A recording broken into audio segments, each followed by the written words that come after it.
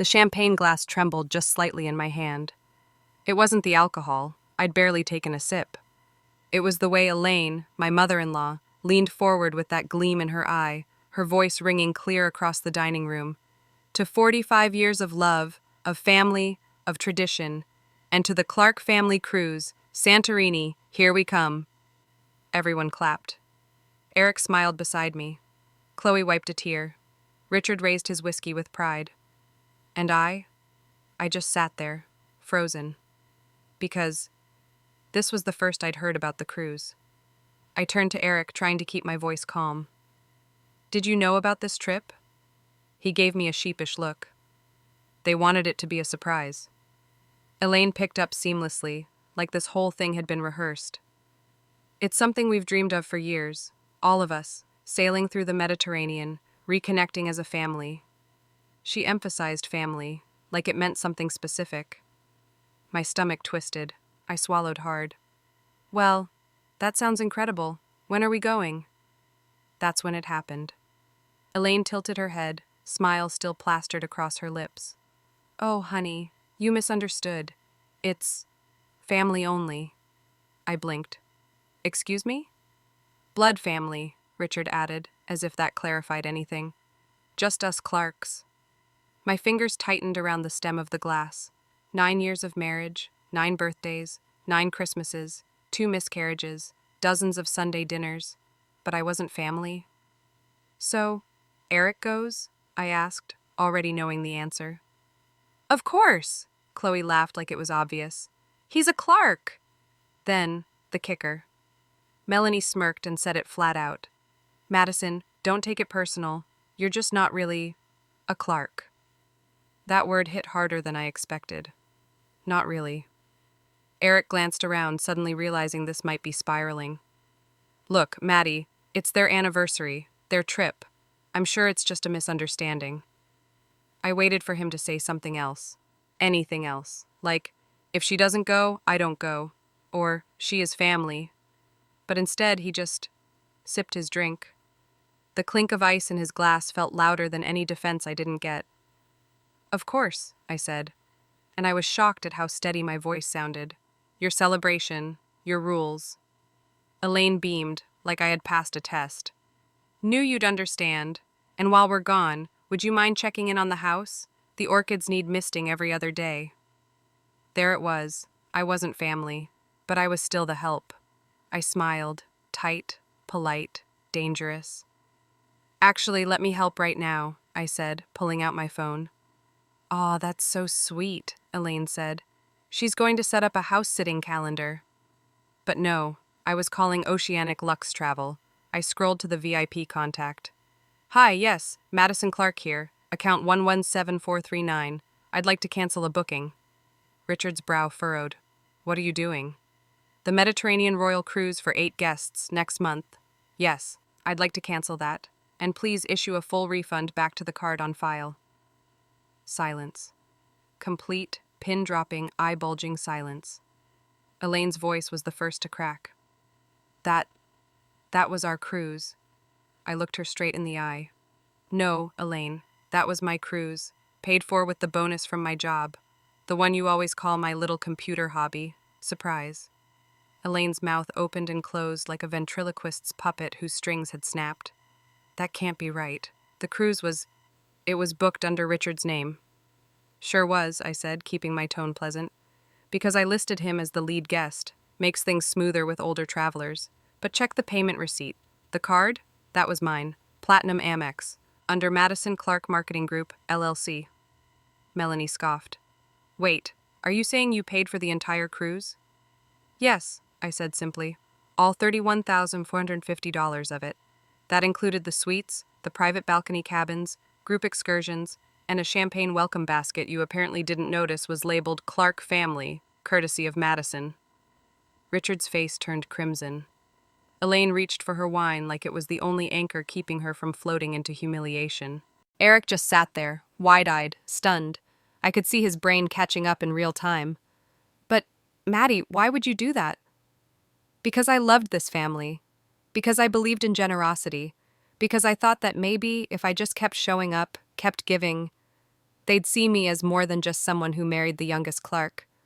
But I didn't say any of that, not yet. Instead, I smiled and said, "It was supposed to be a surprise. I wanted to give them something unforgettable for their anniversary. Turns out they had something unforgettable in mind for me, too." Chloe muttered, "This is unnecessary drama." "No, Chloe. Drama is excluding your brother's wife from a family cruise. This is a receipt." I pulled out my phone again and opened the folder labeled Clark Expenses. Because of course I had a folder. I'm a businesswoman. I tapped a few times, then turned the screen toward Eric. "Want to scroll?" He hesitated, then took the phone. I watched his face go pale as he swiped. The cruise, the Napa wedding venue, the emergency transfer for Dad's medical bill last March, that anonymous donor who helped Melanie after her car repossession. All me. Elaine let out a weak gasp. "That can't be right. Richard said he handled—" "No," I cut in.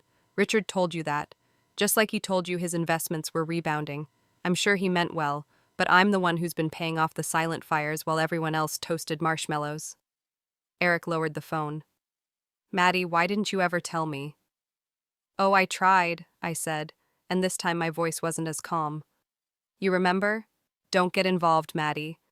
It's just how my family is, Maddie.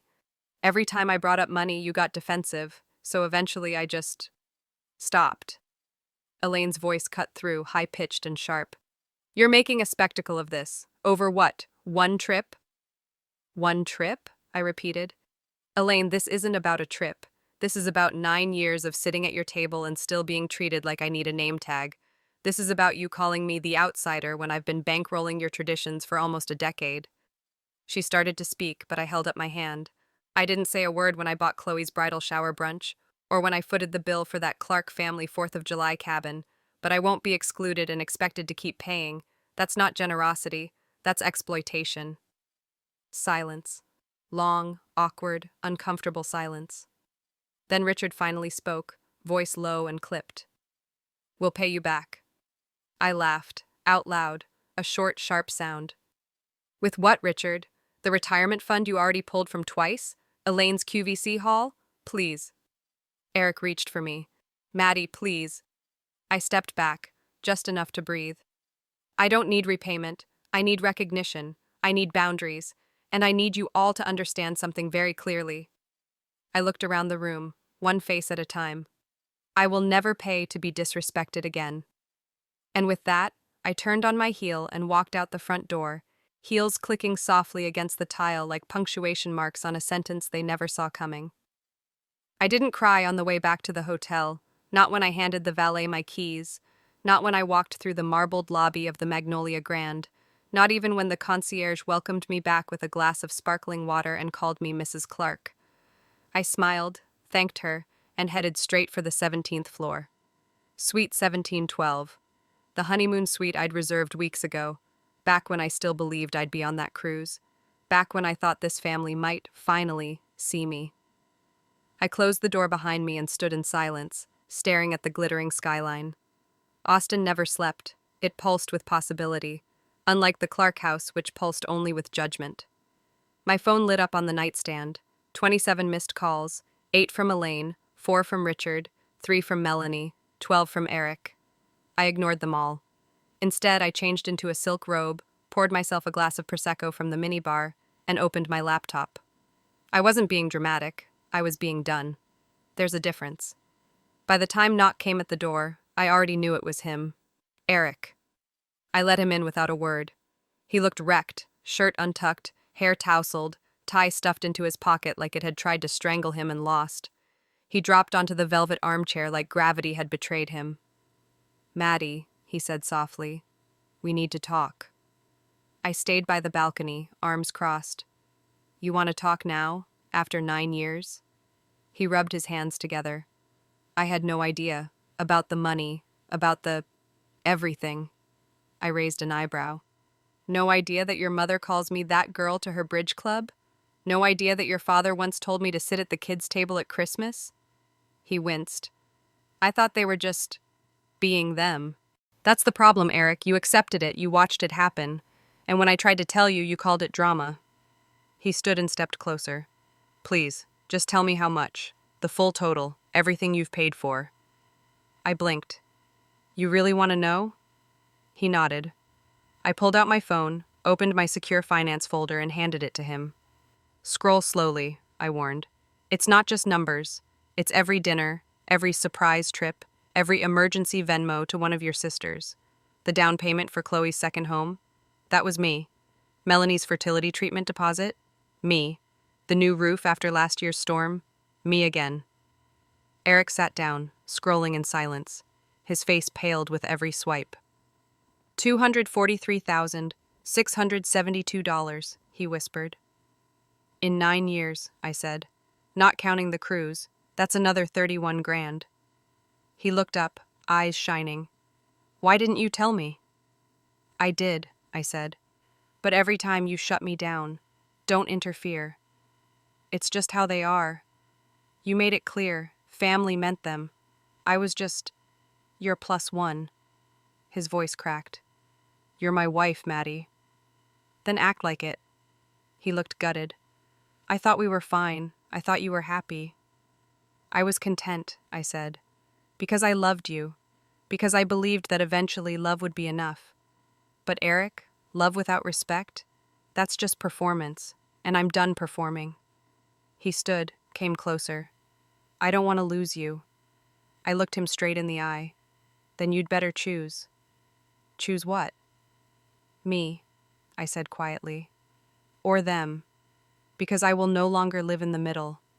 I'm either your family, or I'm not.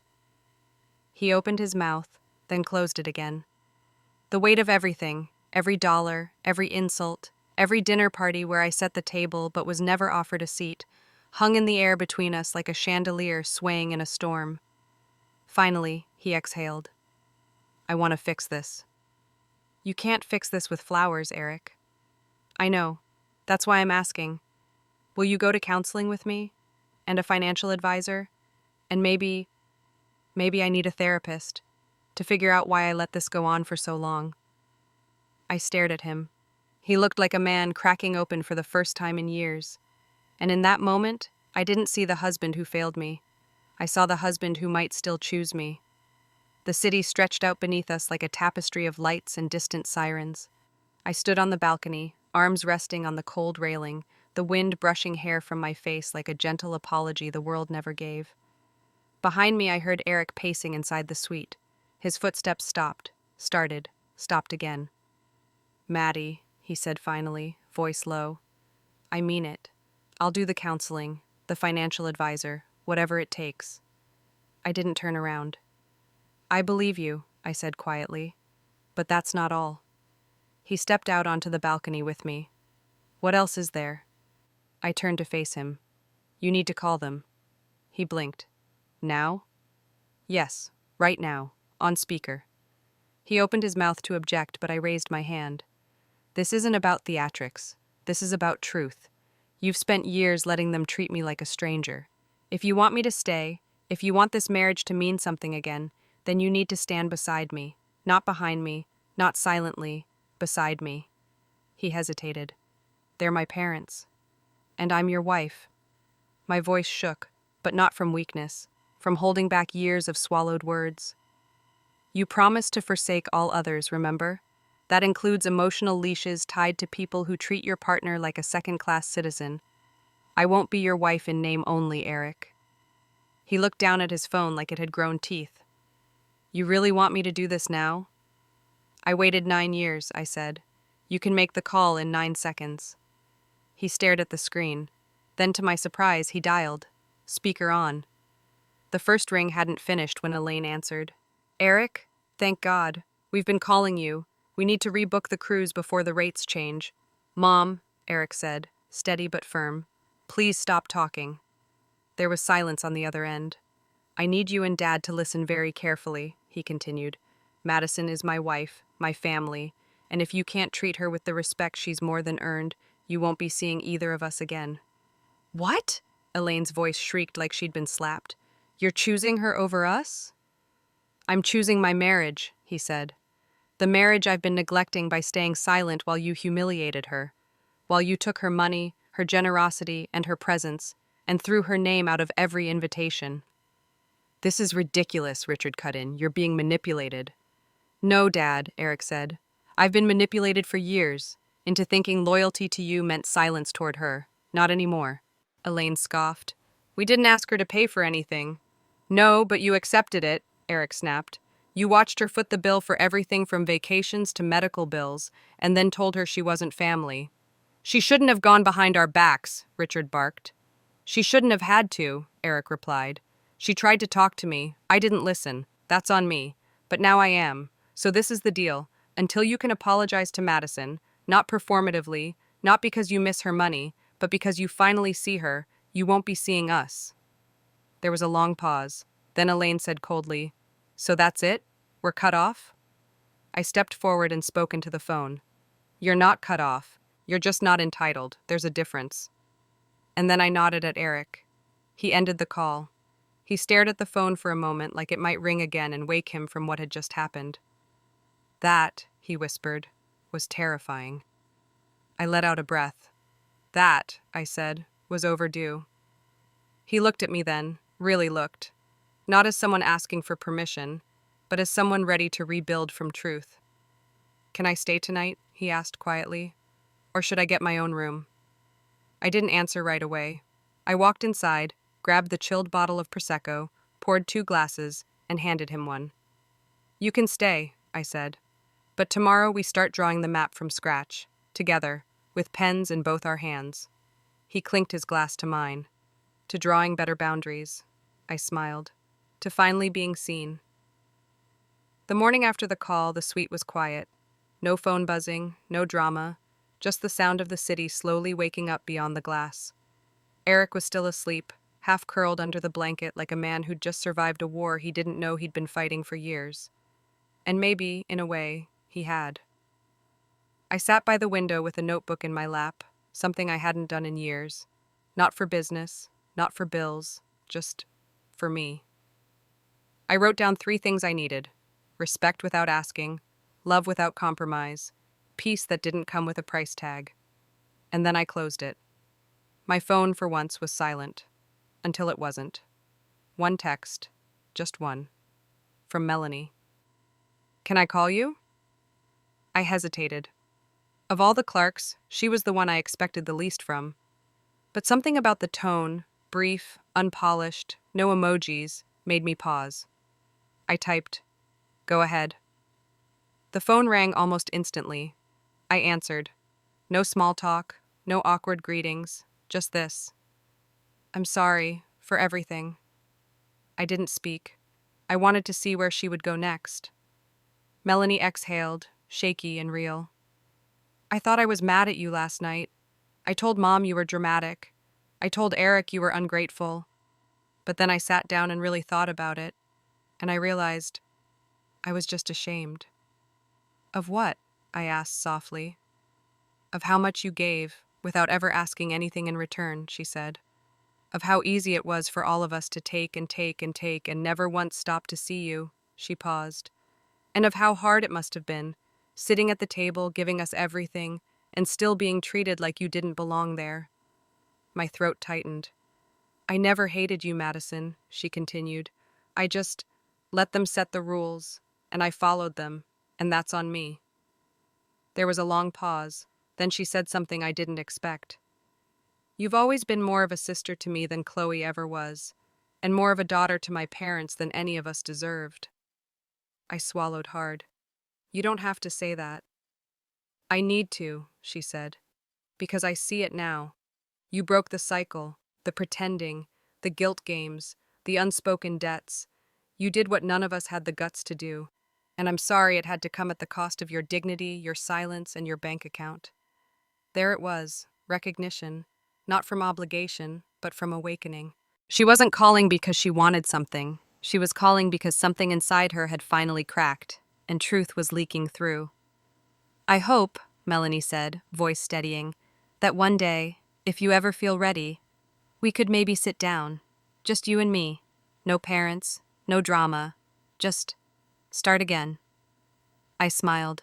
For the first time in days, it reached my eyes. We'll see, I said. But thank you for seeing me. No, she said. Thank you. For seeing all of us, even when we didn't deserve it. When I hung up, I felt something shift. No, it wasn't a fairy tale.